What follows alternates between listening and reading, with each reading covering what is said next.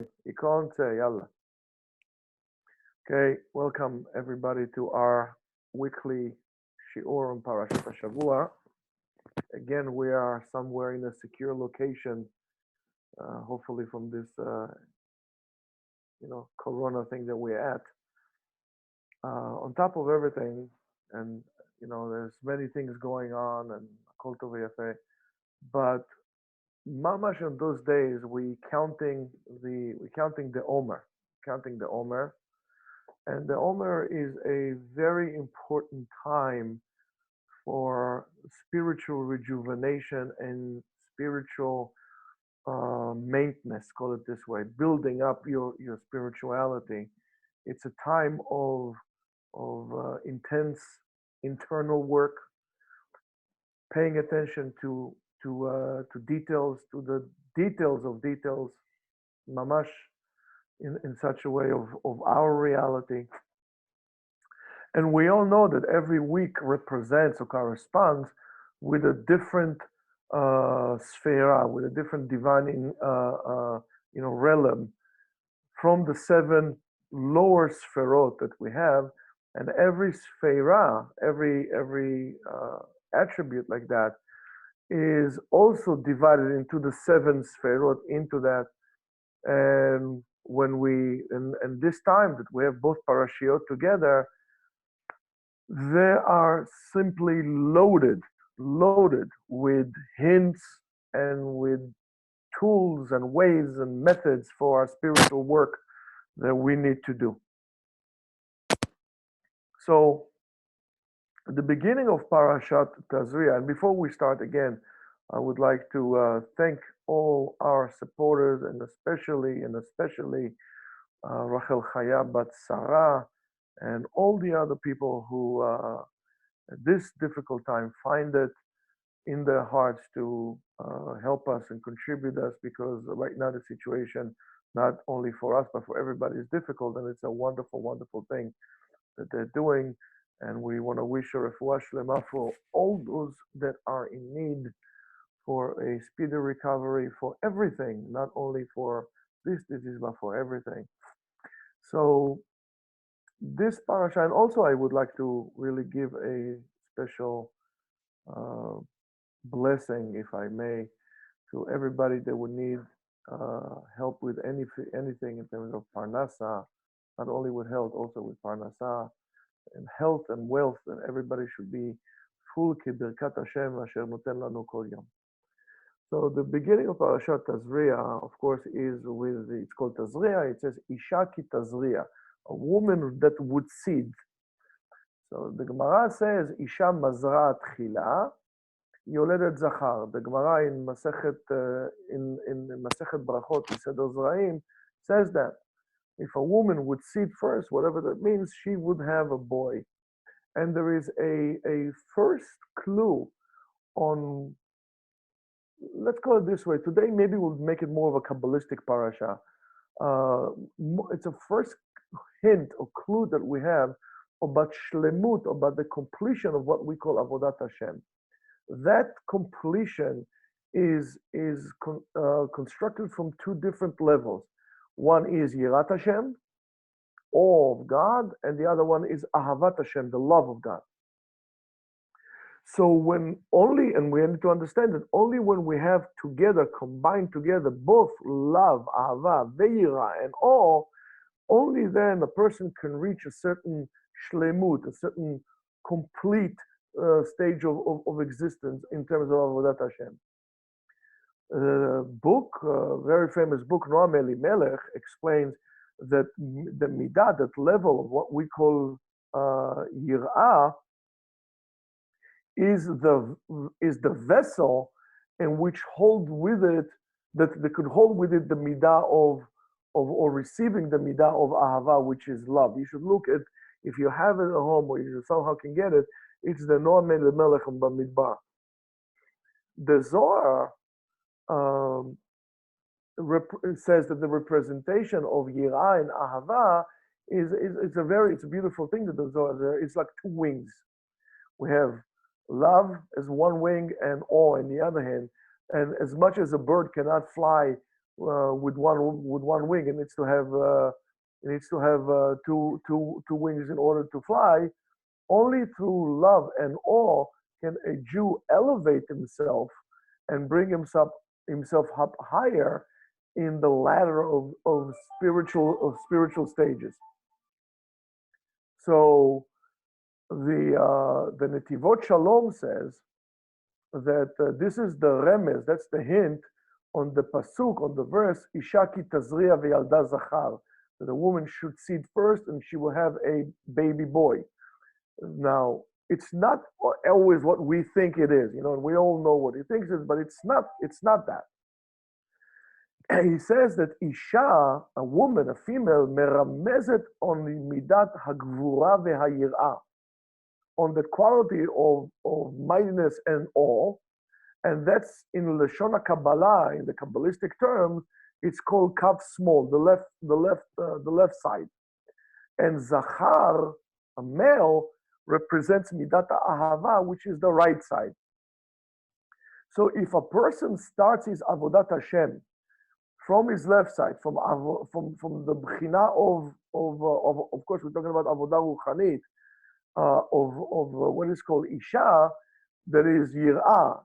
Therefore, she's, with awe and so on and so forth. Yeshua, take it easy on the stuff there.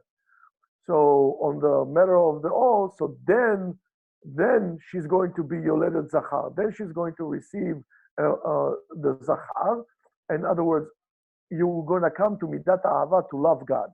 So without Yir'ah, which represents the Isha, you can never bring yourself to the ahava of loving God. In other words, in order to really love God, you have to have the awe, the fear of God. You can't have it without it. And this is the correct order for spiritual development, and it's brought in a very beautiful and a wonderful way in the introduction to what we call Hakdama Talmud Eser Asferot of Baal Sulam, when he writes the Perush over there on the Zohar. So we need to understand that. To say I love God by himself, but I don't keep Shabbat, that cannot be done. That's why we need to understand why we have to be mekabel upon themselves, accepting upon themselves the commitment to do mitzvot out of yirah, and only when you do so, that becomes the receptacle to put the midat ahava. Now, in the Seder, Leila Seder, which we did about 2 weeks ago, we were merited to have a tremendous spiritual light. Tremendous. Leila Seder by itself is a tremendous spiritual light. Now, according to Kabbalah, it would be quite understood why in Chutz La'aretz we need 2 days. Because we are so removed from that, so we need extra support, so we get 2 days. In Israel, is a little different. So, but this beautiful light, after Leila Seder, it went away. Now, on the 7 weeks of that are between Leila Seder until Shavuot, we work again, we toil again in order to regain this spiritual light all over again, because we lost it the day after. So this new construction was done in a time that it's really considered to be the time of Din. In other words, the time of Yirah. And we count 49 different levels until we reach Shara Chamishim. Guys, I know that I'm talking, but the fact that you guys keep on eating and drinking, it's like sometimes guys take a break. So, I mean, it's a little difficult like that. So those 49 stages that we go and we elevate ourselves, bring us up all the way to the 50th gate. And the 50th gate, as you know, there's 50 gates, Keneged Kedusha, on one side of Kedusha, and there are 50 gates regarding Tum'ah. And we need to make sure that we're going to enter all those 49 gates until we're going to enter the 50th gate, which is the gate, of course, of the great light, which is the Dvekut in HaKadosh Baruch Hu, which is the rejuvenation of dedication and love to HaKadosh Baruch Hu. And of course, the representation of that is the Torah. In other words, you cannot reach a tremendous dvekut, attachment, dedication, or love to HaKadosh Baruch Hu without accepting upon himself the Torah and whatever the Torah tells you to do. It's impossible. You can't do it. You can't do it. That's why the 50th gate is the Torah. That's why the Ma'alah, the level of Torah, is greater than a Kohen Gadol and greater than a king. As it says in Masachet Avot, the crown of Torah is the highest level of one could be. The crown of Torah. And so and I was saying to you all the time, I don't know, sometimes I get stuck on those psukim or I get a pasuk that, you might have read like, I don't know how many times, but all of a sudden it kind of hits you. And this pasuk that I'm telling you all the time is what I said to you the last few weeks, few times. Umipsari echze eloka. That from my flesh I could understand, I could have a revelation of God. And that's in Job 19, verse 26. And so therefore, what does exactly mean that from my flesh I could see God, right? Because we did say it, a few times during the past few weeks, in terms of that. So there are many ways to go about it. So our body is really shows us a way. It shows us something. There is and it's, by the way, not only mipsari, it's from everything else in creation, but there's certain things that we can learn from our body as well. We could understand certain even messages that mishamayim they want to tell us, through the body. Therefore, the body becomes like a platform in which we could communicate with Shamayim, with HaKadosh Baruch Hu. For example, if there's something not tahor by a person, it comes out, right? And it comes out in order for the person will pay attention to it and will take care of it. And of course, the greatest thing that we have is in Parashat-Metzora, when the person is impure internally and he talks lashon hara and so on and so forth, right? Therefore, the sign for it is in his body. And as you know, in tzarat, which is not exactly leprosy, it first comes in the house, and then comes in the clothes, and then it comes into your flesh. There's a process of that to kind of wake you up. So it's the same thing. And especially now in the time of the Omer, which is Chodesh Iyar and so on and so forth, this is exactly the time when things come out in order for us to take it appropriately. Also symbolism, maybe because it's the spring and everything is the same thing as the nature. You see, there's no difference. Everything is coming out. So you can see where you planted what, and you can move things and fix things. So you have, a nice garden in the summer or something to eat and so on and so forth. And when there's something wrong, you should take care of it. You should fix it or heal it and so on and so forth. So if a person really checks himself and he reveals that there's something wrong with him, so the initial reaction is to really say, oh, it's something external, all right? It's something from the outside. That's the first thing, you start, usually what you do, you start blaming others. That's why the lashon, the words that the Torah is using, is like a double lashon. Ki yeh be'or besaro. What does it mean? Ki yeh be'or besaro. It will be in the flesh or in the skin of his flesh. What does it mean, the skin of his flesh? Either say the skin or just say his flesh. What do you mean, the skin of his flesh? And then it says v'haya be'or besaro. In other words, if there's something wrong with me, right? I need to check it with me. I don't need to check it by the others. By other people, it doesn't work.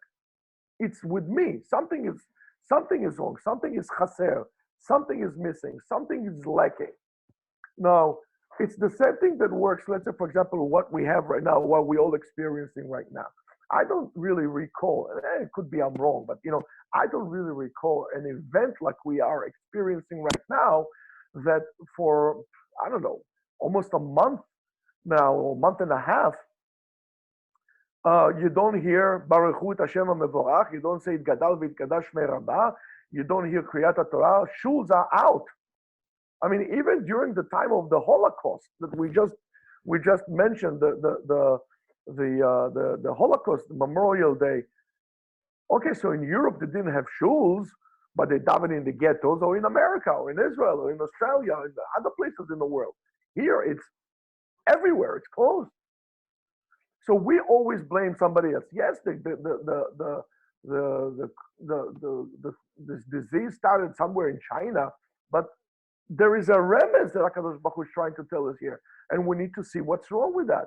So everybody right away says, "Oh, because we talk in shul." And what happened with the people who don't talk in shul? There's many other things. It's something much more fundamental, and HaKadosh Baruch Hu is trying to give us a message here. It's very easy to always blame somebody else, right?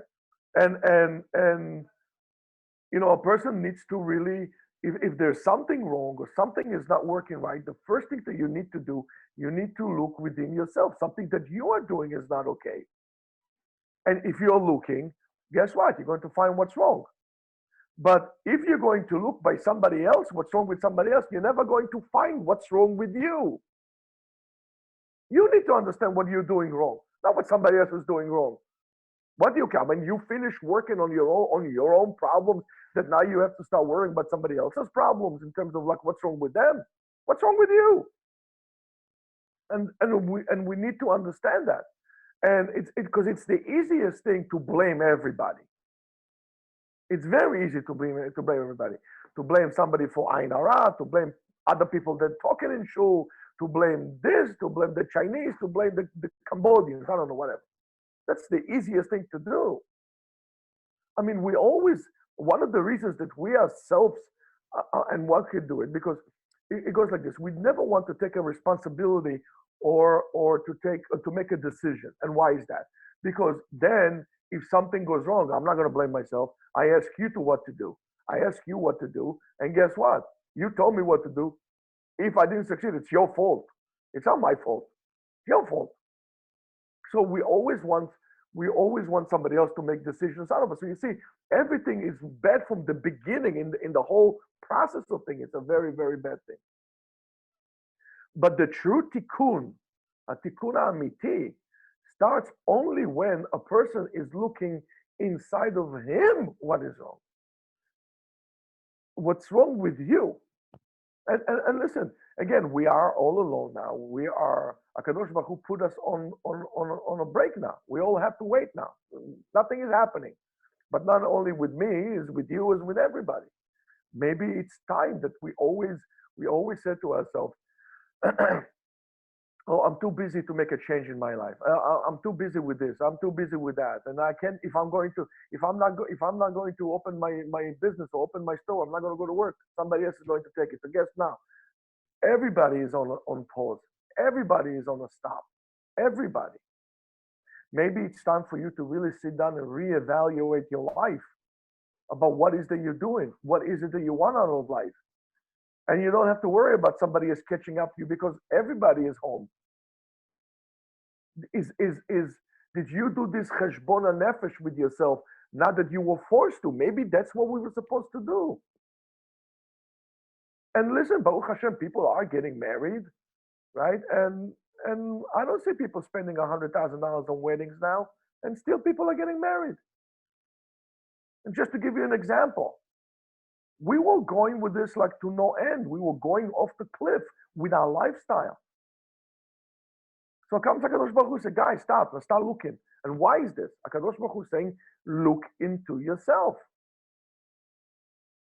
Who knows if this would not have happened, what could have happened at the time of Elul or during time Rosh Hashanah? Who knows? It's the time to do this now. It's the time to do this now. And the Mekubalim tell us that when we deal with tikkunim, when we're talking about fixing, a person really needs to be able to see the roots and the results. In other words, you have to see the whole process, and you really need to deal. By the way, basically where you start from maybe Adam Rishon until how this is going to affect my generations, and I'm never going to see, 10, 15, 20 generations from now, unless there's going to be Tchiat HaMetim. In order to see, because it's an ongoing process. One day, another day, another year, another generation, another 100 years, another 1,000 years, and so on and so forth. In other words, we need to be able to see the whole entire picture from beginning to an end. How things evolve, the involvement, both in pnimiyut, in internal aspects, and in external aspects. I mean, for example, if you're going to continue eating the way you're eating, listen, at the end, they'll need a forklift to take you out of the house, right? So that's an external thing. So listen, let me try to be responsible about the way I eat and so on and so forth. It might sound like a big idea, or it's like a very grandiose idea, but believe me, Rabotai, it is a necessity. And it's a necessity. What in Kabbalah they call Seder HaDorot is how things evolve, is not just an historical happening or something like that. It shows them how things got to the situation that they got from the beginning, and how, and if you're not going to change it, how things are going to continue. And as you could see, things are getting worse and worse and worse. And we all say that things are getting worse.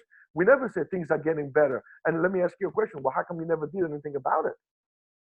How come when you were told to stop and reevaluate, you didn't? You just continue with it. I told you, that's like the Native Americans used to. If you watch the series Into the West, you would see how the Indians used to hunt buffalo, right, Zalman? So if chas v'shalom, a person has yisurim, has some difficulties.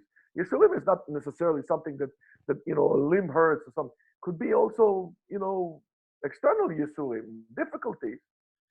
One thing for sure you should not be saying, and almost I should even say you're not allowed to say that it's a coincidence. That's what happened. Because Akadosh Baruch Hu mashgiach b'chol davar.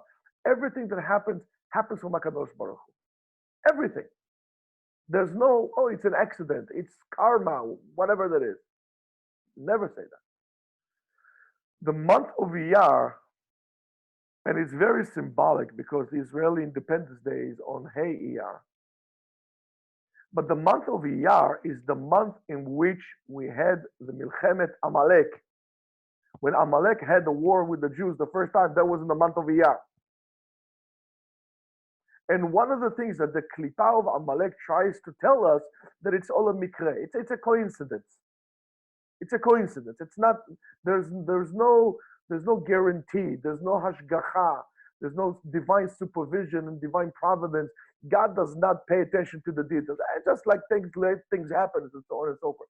That's wrong. That's where you start going down the road. That's what Amalek does to you. And we need to understand and really internalize that everything is a Kadosh Baruch Hu. God communicates with us all the time. All the time. And if you are on a high spiritual level, you would hear this heavenly voice that comes out all the time. I'm not saying hallucination and schizophrenia or psychosis. I'm not talking about this thing. I'm talking about real messages of deep understanding. It's clarity. God communicates with us all the time. And when something is not the way it should be, right? A person needs to awaken himself up and fix him up, because otherwise, imagine you falling asleep in the wheel. You're driving in the car and you're falling asleep on the wheel, and before you know, guess what happened? Boom, you're off the cliff. So those speed bumps on the road, it's like what Hakadosh Baruch Hu is trying to tell you. So Habibi, wake up. And then there is a banister, over there, not the banister, the side thing to prevent you from falling. But if you're going to come and continue, you're going to fall off. At the end, you're going to fall off. So this is something that we need to understand. You have to be me'orer yourself and to bring yourself back into the path. That path will bring you into the chambers of Hashem internally. And don't tell me stories of like, oh, I'm not ready for it yet. I need to take baby steps on that. So imagine you're driving, on a mountainous road in the middle of the night, and I said to you, Habibi, you're drifting. What are you going to tell me? Don't worry about it. We're going to take baby steps, slowly. I said, my best baby step, you're going to drive us off the cliff. My baby step. You got to stop what you're doing and then come back into the path. There's no baby steps on that. we read, and we need to understand that there's excuses that we say, well, I'm not fully ready yet to make a commitment. That's baloney. That's baloney. Look, what kind of thinking is that? It's simply, in other words, telling you, listen, I know I'm going off the cliff, and that's what I'm going to do. It's baby steps. You're going at 100 miles an hour off the cliff. You're going to tell me baby steps. So that's something that we need to understand. So we read in this parasha, right, that we gave the person who had the tzarat 7 days to close himself in closure. 7 days. Sounds familiar, right? During those 7 days, he needs to make cheshbon hanefesh. He needs to reevaluate all the things that he did. What did he do wrong? How should he fix what he did wrong?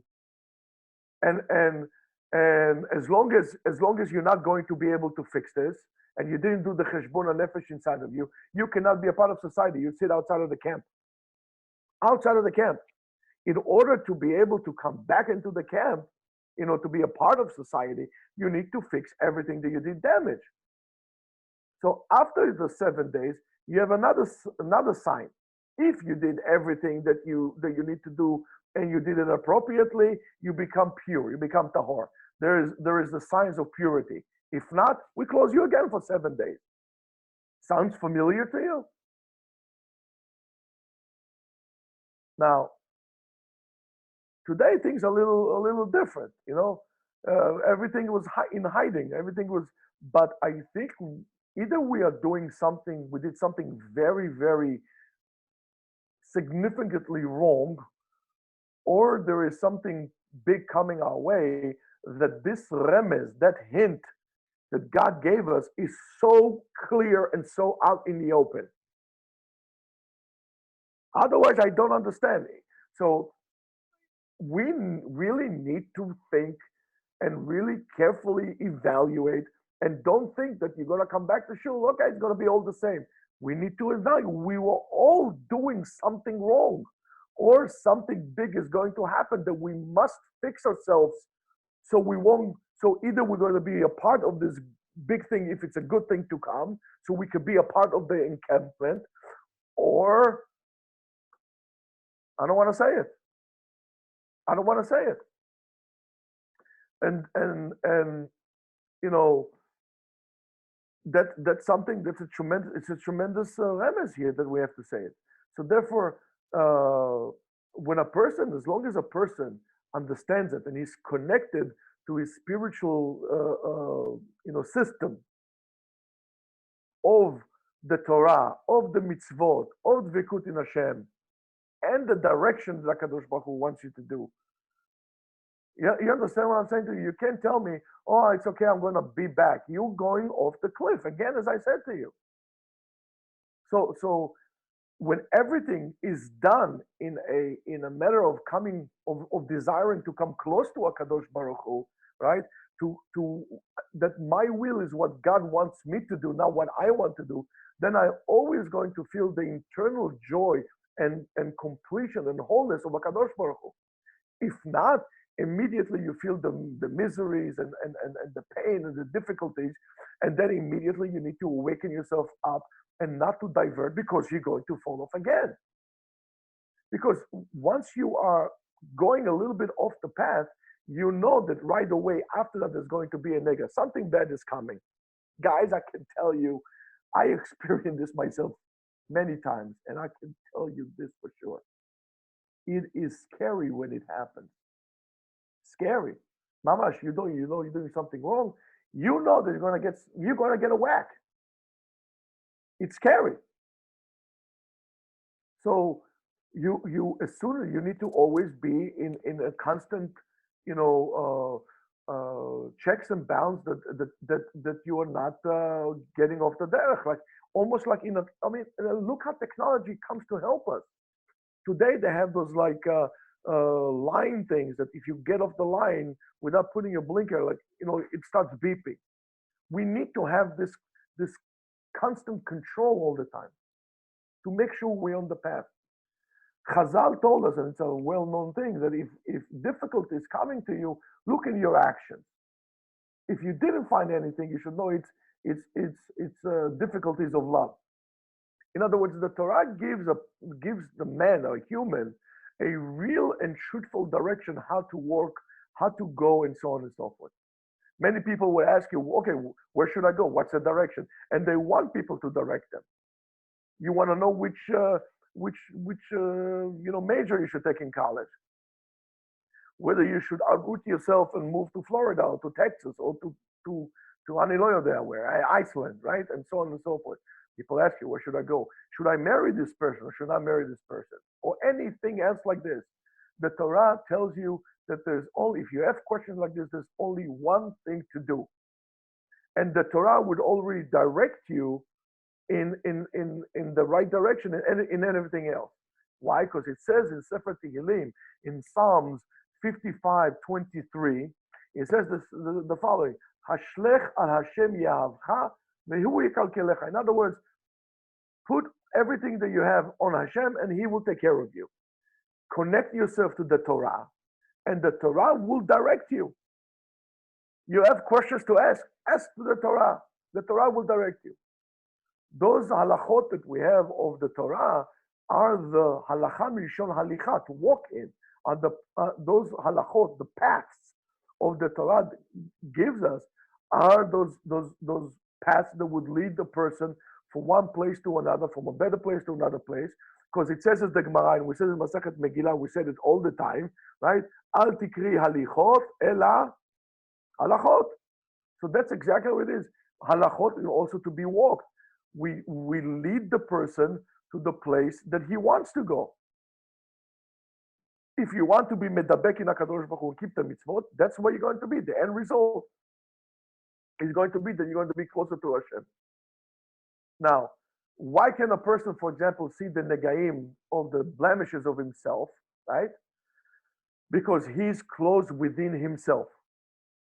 So how should I know what to do, right?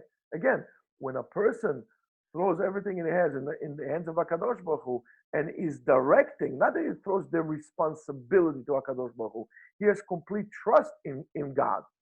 And he directs all his action to the will of God, right? That's what we're talking about. Why? Because the ratzon of the will of man should be attached to the will of the Kadosh Baruch Hu, right?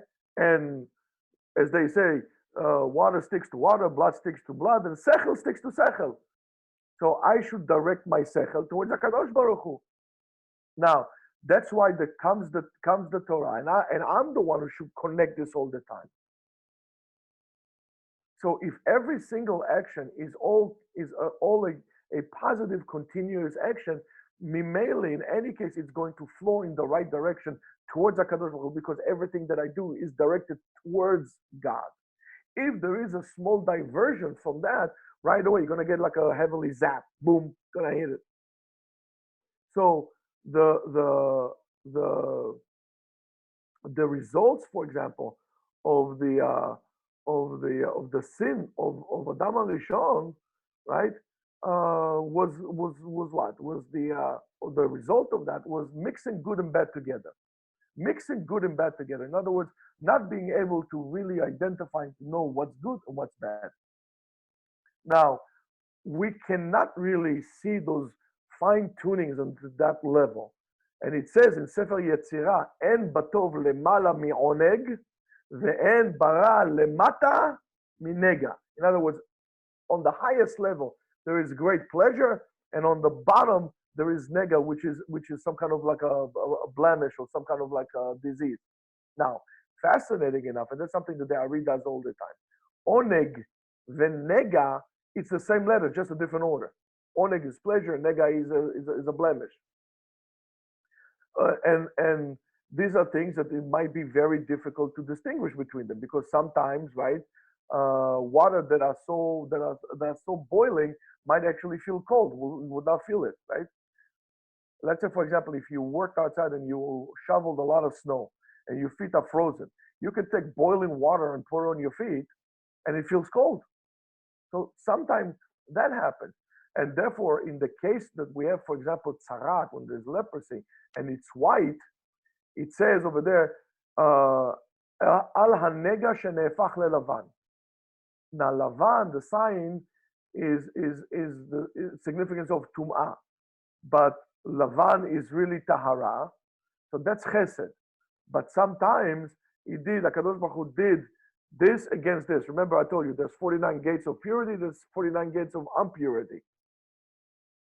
So therefore, I should be able to distinguish on the fine tuning between good and bad, and that's the koach that Hakadosh Baruch Hu gave us when you're going in the way of the Torah. If you go in the way of the Torah and attach yourself to the Torah. So Adam HaRishon that made the chet of Etz Hadat, the Nachash puts a certain spiritual imperfection in Chava. From that imperfection, Cain came. And the root of Cain is the root of all bad in the world. From the root of the Nachash, we had what is so-called Tzefa. Tzefa is like a rattlesnake. And that's Cain. He came out from that. Cain is called in the Zohar Kin'ah de Mesalvata. In other words, the nest of impurity. Only when Adam HaRishon saw the actions of Cain, his firstborn, he understood how bad or how deep penetrated the damage that he caused. When a person doesn't see the results of his wrongdoing, how does he know what's wrong? So the Mekubalim tells us that Kadosh Baruch Hu has rachamim on us, has rachamim on a Jew. So either he gives the rachamim in the ways of the Torah or in the ways of Yesurim, of suffering. And the thing is, in order for the person to reach a certain perfection as doing the tikkun, the beginning of the world, there has to be a recognition. That's the process of tshuva. There has to be a recognition of what's good and what's bad. And he needs to understand the concept of sachar va'onesh, of reward and punishment. If he bichlal, if he doesn't attach this to what happens to him with HaKadosh Baruch Hu, right, and interprets in that way, it is impossible for him to really do the tikkun amiti, to fix it appropriately. That level in Kabbalah, it's called p'kichat einayim, opening of the eyes. In other words, when HaKadosh Baruch Hu open your eyes and you really see everything of the results of sachar and onesh, of rewards and punishment. And the difficulty in this world is the hardship of trials that we go all the time. Why? Because the reward of the mitzvot is not in this world. And also the result of averot, of sins, is not in this world. A person does not see what's going to be down the road. A person can do all the averot that they are in the Torah, and nobody can say a word to him, and nothing can really happen. We don't see midat adin, an immediate result for his wrongdoing. And it might look like there's no boss around here. Why? Because there's no response. However, that's called sachar ve'onesh. Our world is in darkness. But HaKadosh Baruch Hu gave us a way out of that to be able to determine what's good and what's bad. I don't need to be able to see everything. I just need to learn about it. And that's why HaKadosh Baruch Hu did us a tremendous chesed and gave us the Torah. And this parasha, Parashat Tazria-Metzora, the double parasha, has a tremendous insight on that. It comes to teach us, the Torah comes to teach us on the direct correlation between cause and effect, between what we call hazra, seeding, and the results of that. In Parashat Tazria comes the Torah and comes to teach us on the beginning. And that is the machshava, right? Isha ki tazria v'yalda zachar. It should say, Isha ki tehere v'yalda zachar. A woman should get pregnant, and then she's going to give birth to a boy. Why Tazria? But here we're talking about the beginning of formation of a person comes in the machshava. Tells us the Mekubalim how much in that moment, and this initiated moment, how careful is a person needs to be in the time when the baby is formed, or when the egg is being fertile. In that moment, how careful a person has to be, because the results could be tremendous, for good or bad, for good or bad. And chas v'shalom, if there is a moment of ibur b'machshava, and after that there is a leida in action, right? That's why a person needs to be aware all the time of what is going on, because that interaction gives reality, our next reality. And together with that, we also see the leida, we also see the birth in the case of our parasha, right? We see the negaim, the wrongdoing, and that's the beginning of the tikkun. Now, the word tinok, right? If you take the letters of tinok, it's the same letters of tikkun, fixing. Ishaki tazria. In other words, you need to think first, and then is going to be, the tikkun is going to be v'yalda zachar. In other words, when the machshava of making tshuva, or bringing myself back, I need to think about it, that I did wrong. The machshava. When I'm able to do this appropriately, the tshuva, wanting to come back to HaKadosh Baruch Hu, it's done with all the koach, with all the love, for the right reason, then the tikkun comes, then the fix-up comes, and then the cycle is complete, and then we get the tzad yamin, which is tzad zachar, then the tikkun will come, in other words, the tinok, the baby will come. And that tikkun always have to bring us to the roots. And in the first parasha, that's called the hazra, the seeding, the beginning of all. The second parasha is Parashat Metzora. Parashat Metzora, that means also to be able to take the bed out already and to dismantle it, to cancel it. When the bed start to surface on the surface, then we can fix it.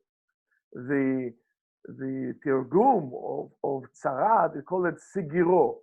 Sigiro means let's go, to close. So that tzarat help us open up whatever was closed, things that we were not aware. Since that nega, that blemish comes up to the surface, it shows us what's wrong with us. It breaks that enclosure of the bed. It's the opportunity in which we can start fixing, because it shows us what's wrong.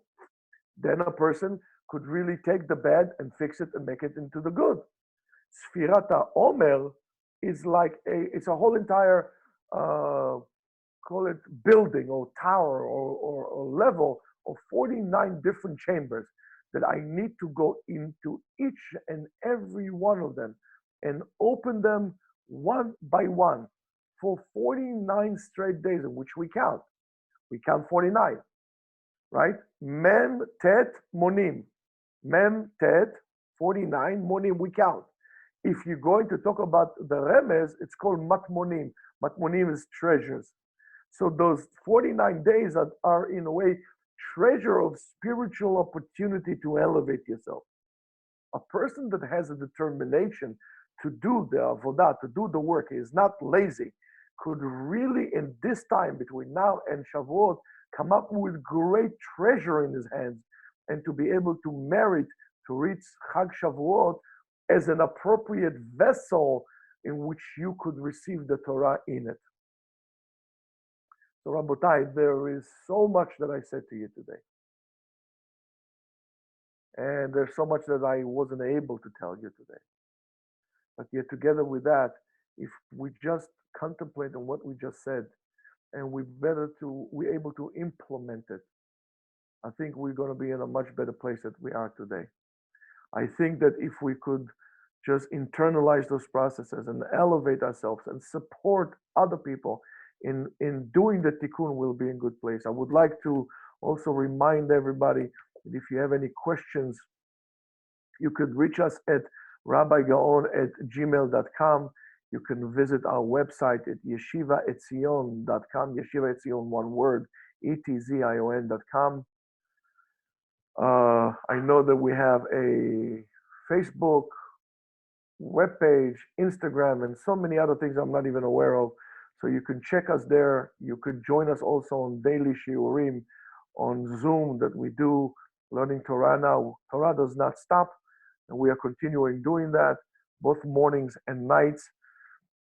And it will be a great thing and a wonderful thing to see new faces, not only the guys that we had. We would like to see other people joining us and bringing the light of the Torah out to the world. And if anybody needs some help or guiding hand or supporting, shoulder, just need to talk to someone, you can reach us to us, and we'll be more than happy to help whoever we can help in any way that we can. And I really, excuse me, I really mean that. Until then, please, guys, don't forget it's Erev Rosh Chodesh tonight. So we have to do all the appropriate tefillot to add on. Don't forget to count the Omer. And I would wish for everybody to have a Shabbat Shalom, Rosh Chodesh Tov, Geula v'Yeshua, Briut, Osher v'Osher, Hatzlacha, Yirat Shamayim, ושנזכה כולנו בשיעור merit, לראות בבניין עירנו, to see ירושלים build, and בית המקדש build, וכל עם ישראל בריאים, שמחים, בביאת משיח צדקנו, ונזכה כולנו לראות מהרה בתפארת עוזו, וליהנות מאור הקדוש ברוך הוא, מאור השכינה, אמן, כן יהי רצון.